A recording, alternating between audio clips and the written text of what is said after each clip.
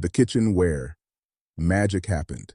Grandma's cooking and the lessons she taught. There was a place in every black child's world that felt like the center of the universe, where the most important lessons were taught and the best food you'd ever taste was created from almost nothing.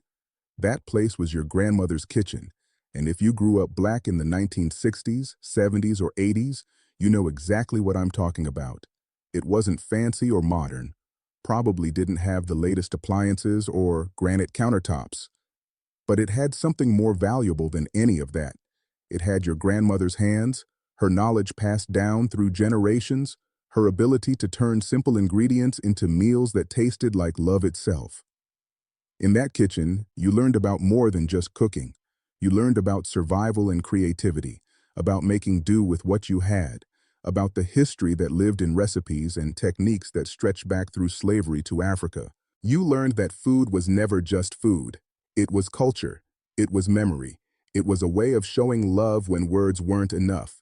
And you learned that your grandmother, who might not have had much education or money or status in the outside world, was a master of something profound and essential that deserved more respect than it ever received.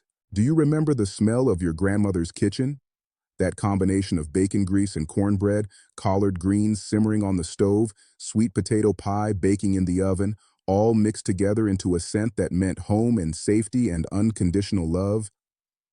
That smell would hit you the moment you walked through her door, and your stomach would start growling immediately, no matter how recently you'd eaten. You'd head straight for that kitchen, knowing she'd have something for you.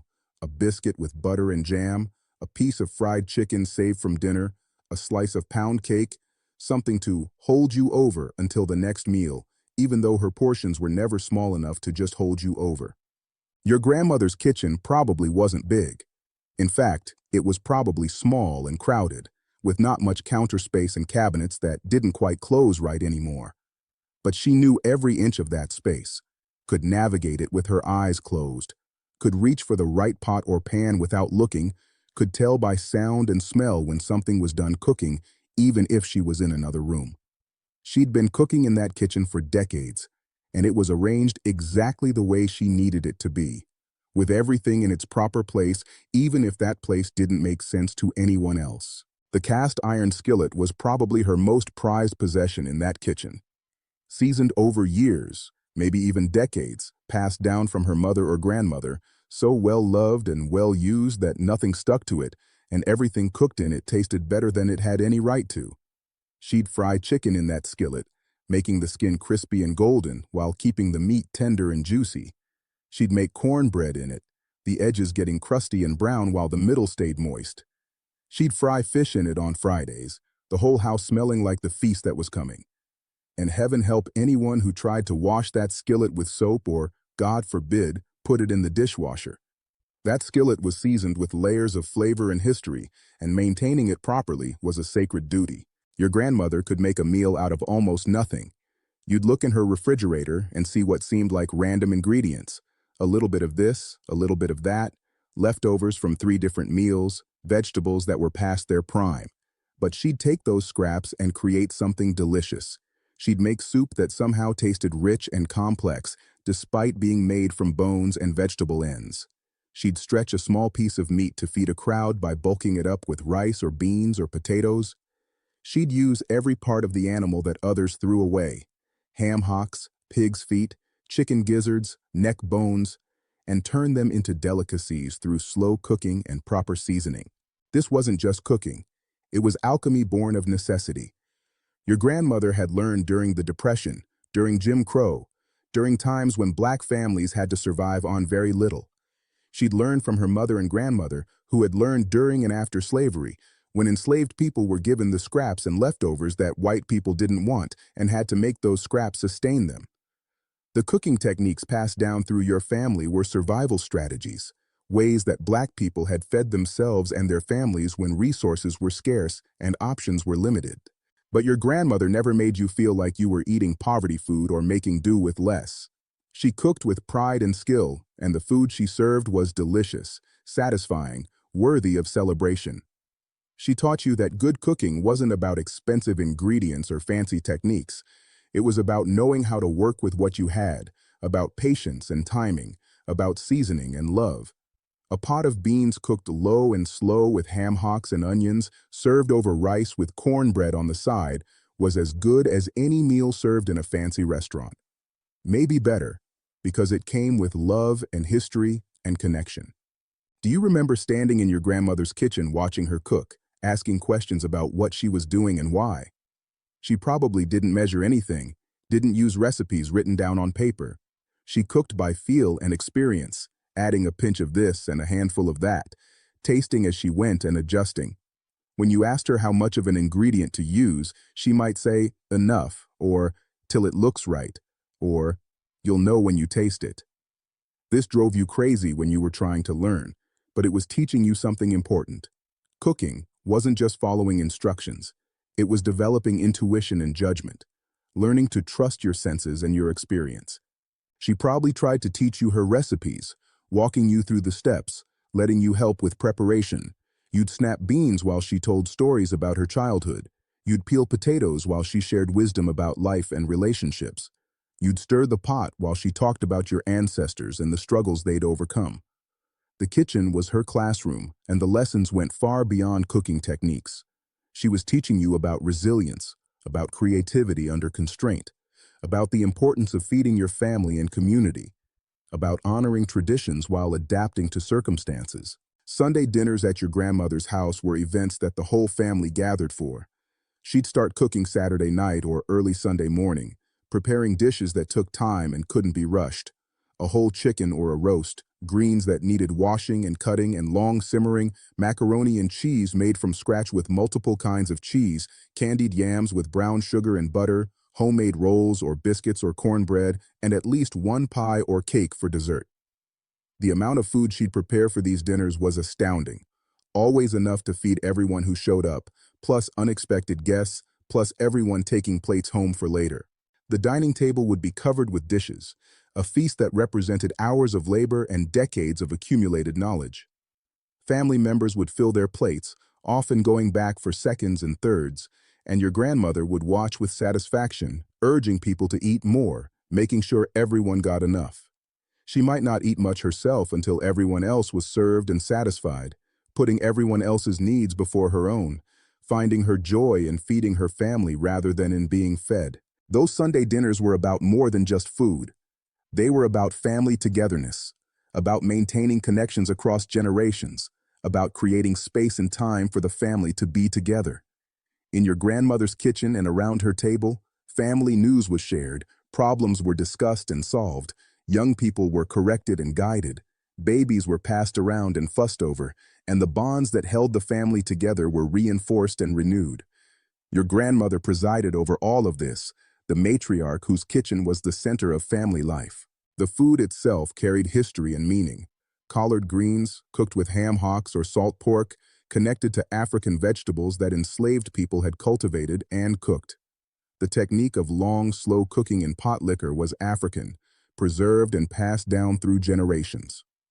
Black-eyed peas on New Year's Day for good luck was a tradition that went back through slavery, a way of claiming hope and agency when you had so little control over your circumstances. Cornbread was indigenous American, adopted and adapted by enslaved Africans, becoming a staple of Black Southern cooking. Sweet potato pie was African yams transformed using New World ingredients, a creative adaptation born of displacement and survival. Your grandmother might not have talked about this history explicitly, but she was carrying it forward through her cooking. Every dish she made connected you to your ancestors, to the people who had survived and resisted and created culture under impossible circumstances.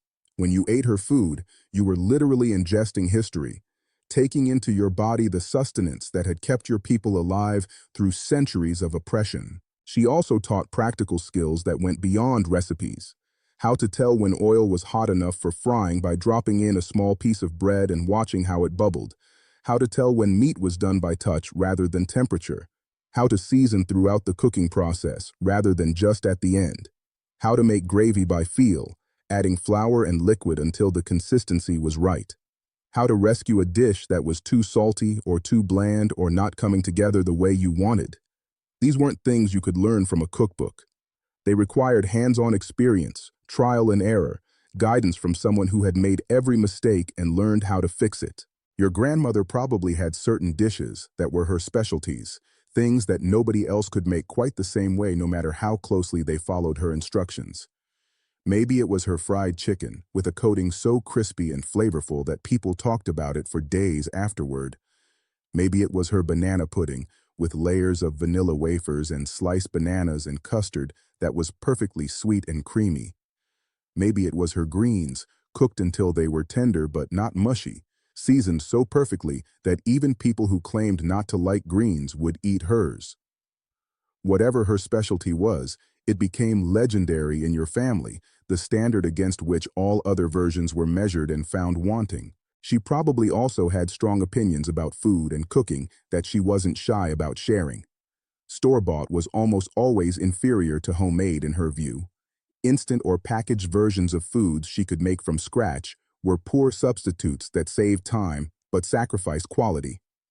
Young people who didn't know how to cook properly, who relied on restaurants and processed foods, worried her because she understood that cooking knowledge was cultural knowledge, that losing the ability to cook traditional foods meant losing connection to history and community. But she wasn't rigid or stuck in the past. She adapted to changing times and circumstances, incorporating new ingredients and techniques when they made sense. If canned tomatoes were more convenient than fresh for certain dishes, she used them. If a new appliance made a task easier, she learned to use it. She was practical and pragmatic, focused on results rather than purity.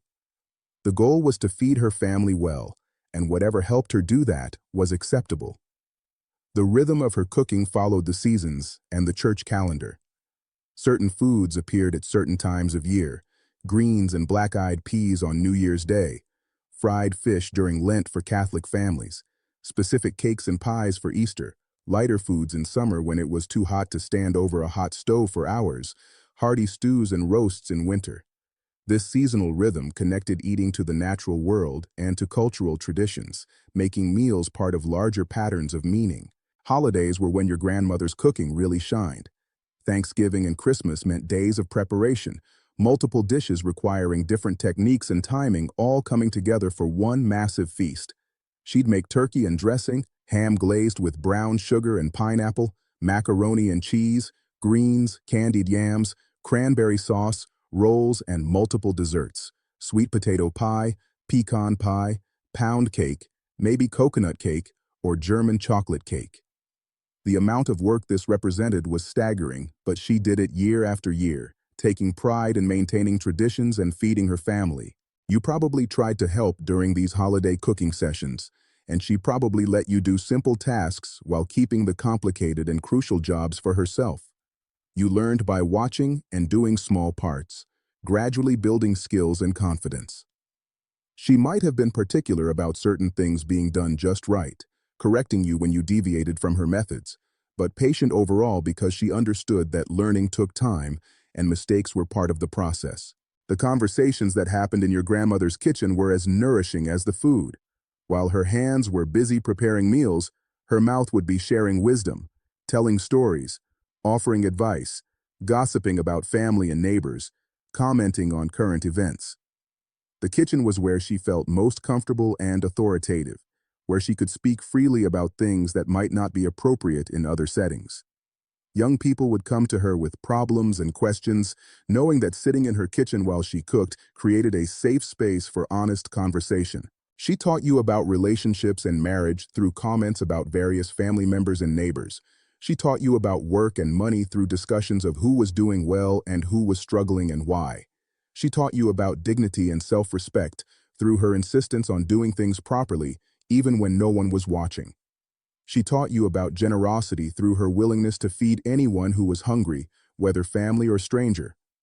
She taught you about strength through her example of surviving hardship with grace and maintaining traditions despite changing circumstances.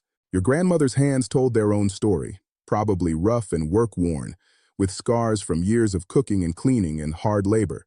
Hands that had picked cotton or cleaned white people's houses or worked in factories or fields. Hands that had raised children and buried parents and spouses. Hands that were never idle, always busy with some task.